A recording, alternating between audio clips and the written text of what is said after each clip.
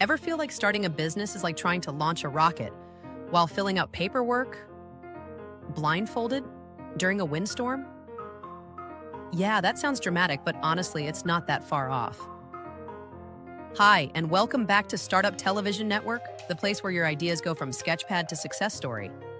Today, we're talking about something that might not seem glamorous, but could save your business from getting shut down. Yep, we're diving into regulatory roadblocks and how to navigate them. Look, when most people start a business, they focus on the fun stuff. The logo, the product, the website, maybe even the Instagram. But what really trips people up are the things no one talks about at the launch party. Permits, licenses, zoning codes, and compliance requirements that hit you like a wall of legalese. Let's say you're opening a simple coffee shop. Sounds straightforward, right? Well, first you need to check zoning laws. Then there's your health inspection. Oh, yeah. And if you're playing music, you might need a license for that too. I know, it sounds like a bad joke. How many licenses does it take to pour a cup of coffee? But this is real. And here's the kicker. A lot of entrepreneurs don't even realize they've missed something until the fine shows up. Or worse, a shutdown notice.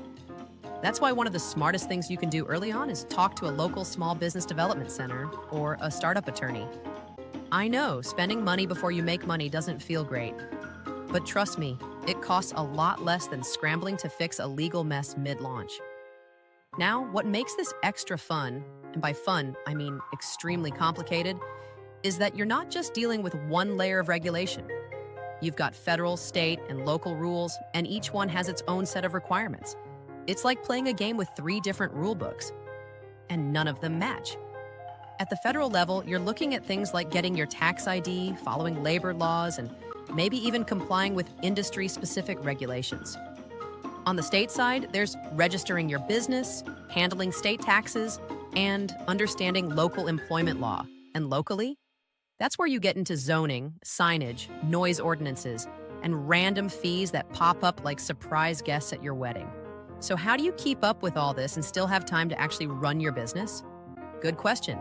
And the answer is, treat compliance not as a chore, but as a competitive advantage. I know that doesn't sound sexy, but the businesses that succeed long-term are the ones that start with this stuff in mind. They don't waste time putting out fires, they don't get caught off guard by new laws, and they build trust with customers, with investors, and with partners. And let's be real. If you ever plan to raise capital, your investors are going to ask if you're legally tight. You don't want your answer to be, well, we're figuring that out. That's not a confidence booster. That's a red flag. You know the old saying, ignorance of the law is no excuse? That's especially true in business. And no, I Googled it does not count as legal counsel, unless your attorney's last name is actually Google. So what can you do to stay ahead instead of just afloat? First, research before you launch. Use resources like sba.gov or your Secretary of State's website to understand your basic requirements. Second, make a compliance checklist. It's not exciting, but it's effective. And third, do an annual review. Laws change, especially if you're in a regulated industry or you're expanding across states. If you're planning to grow across state lines, multiply your research effort. Because regulations don't travel well.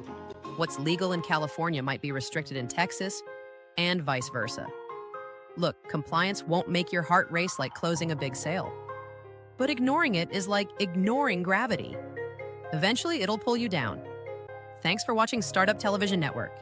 If this helped you dodge a red tape disaster, give us a like, hit subscribe, and stick with us for more real-world startup strategy. Remember, launch smart, grow strong, and succeed with confidence. See you next time.